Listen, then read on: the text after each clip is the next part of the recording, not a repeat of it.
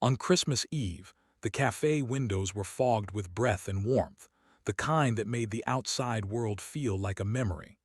Lights twined around the shelves, bells chimed when the door opened, and the smell of cinnamon clung to coats. She stepped inside to escape the cold and the day, because sometimes the heart needed shelter as much as the hands. She hadn't planned to come here.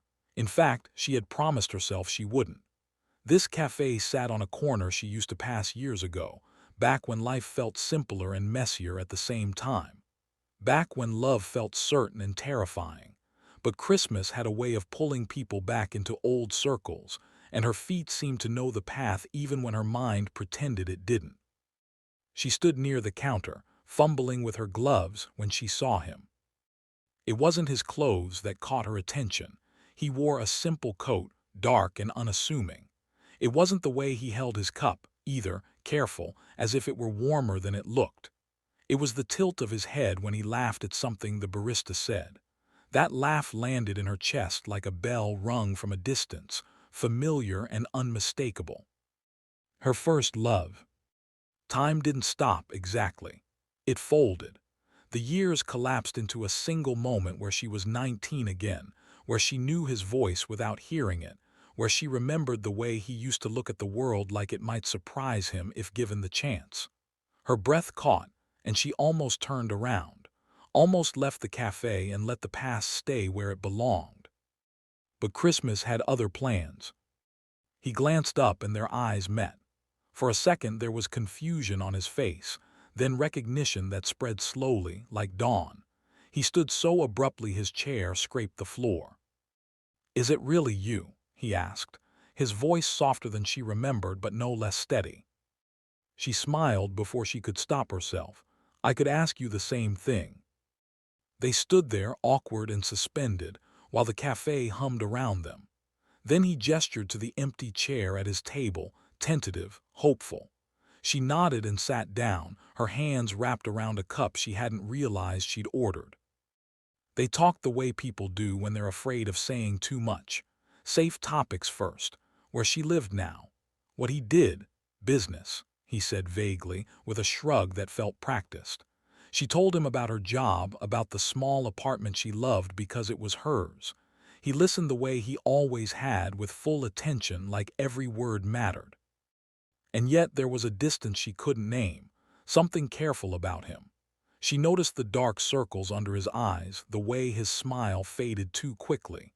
When she asked if he was married, he shook his head, eyes dropping to his cup. "No," he said, "just busy." Outside, snow began to fall, thick and quiet. Inside, the lights flickered gently, and for a moment it felt like the world had conspired to give them this pause. When they finally stood to leave, neither of them wanted to be the first to go. He offered to walk her part of the way home. She agreed, even though it wasn't the shortest route for either of them. As they stepped into the cold, she thought about how strange it was, how the first love never really left. It just waited, patient and persistent, for the right moment to knock again. They didn't know it yet, but Christmas had only just begun with them. The city was quieter than usual, the kind of hush that came only once a year. Streetlights glowed like candles, and the snow softened every sound. They walked side by side, hands tucked into pockets, close enough to feel each other's warmth without touching. "So," she said lightly, "business, huh? You always were mysterious." He chuckled, but there was an edge to it. "I guess I grew into it." She wanted to ask more. What kind of business, how his life had unfolded after they'd gone their separate ways. But she sensed the questions might break something fragile.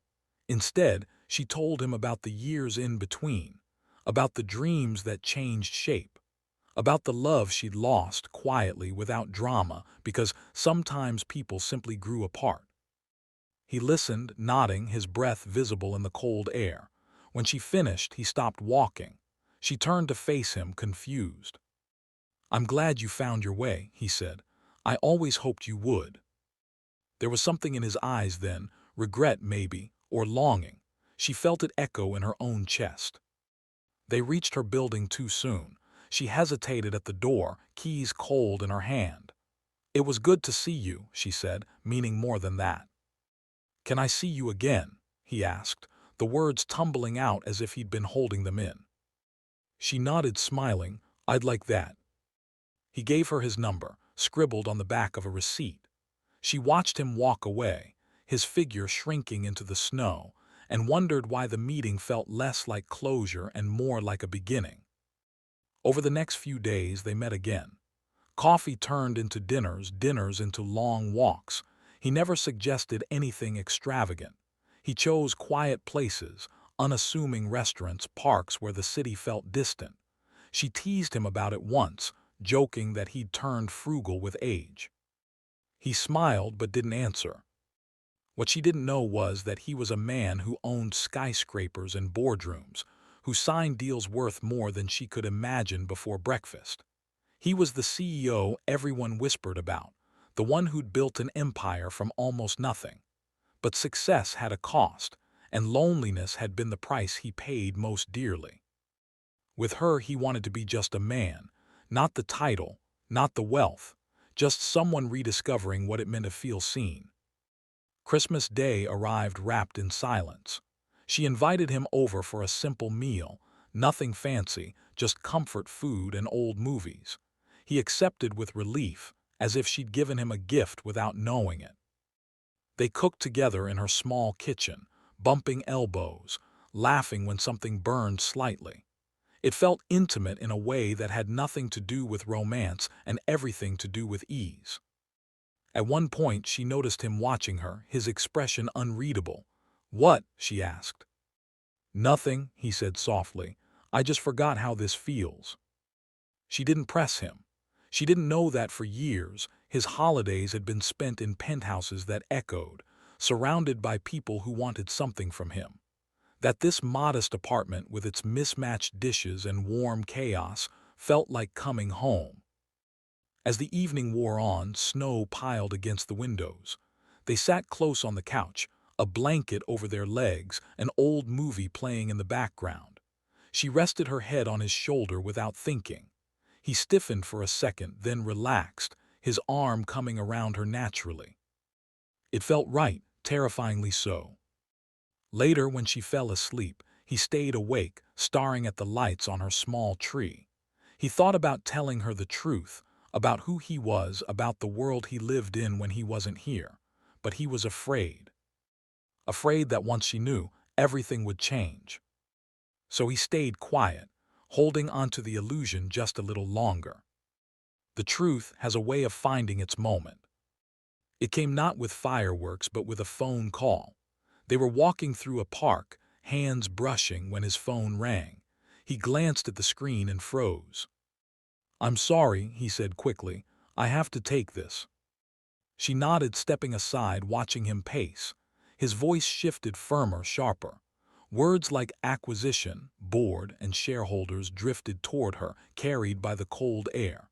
She frowned, curiosity turning into something heavier. When he hung up, he looked at her like a man caught between worlds. "Who was that?" she asked gently. He exhaled, long and slow. "I owe you the truth." They sat on a nearby bench, snow dusting their coats. He told her everything, about the company, about the wealth, about how he'd learned to hide behind simplicity because it was easier than explaining why success hadn't made him happy. She listened without interrupting, her breath forming small clouds. When he finished, he braced himself for disappointment, for anger, for the distance he'd been expecting since the beginning. Instead, she laughed softly.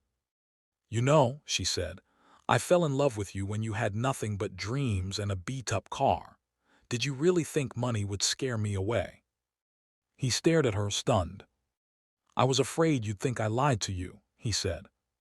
"You did," she replied, not unkindly, "but I understand why." She reached for his hand, squeezing it. "What matters is who you are when no one's watching." Something broke open in him then. The walls he'd built, brick by careful brick, crumbled under the weight of her acceptance. He pulled her into an embrace, holding her like he was afraid she might disappear. On New Year's Eve, he invited her somewhere special. She expected a quiet restaurant. Instead, he took her to the top of a building she recognized from the news. The city sprawled beneath them, lights like constellations. "This is my world," he said, "and I don't want to live in it without you." She looked at him, really looked at him, and saw the boy she'd loved and the man he'd become, woven together. "Then don't," she said simply. They kissed as the year turned, the city celebrating below them. It wasn't a fairy tale ending. It was better, messy, honest, and real.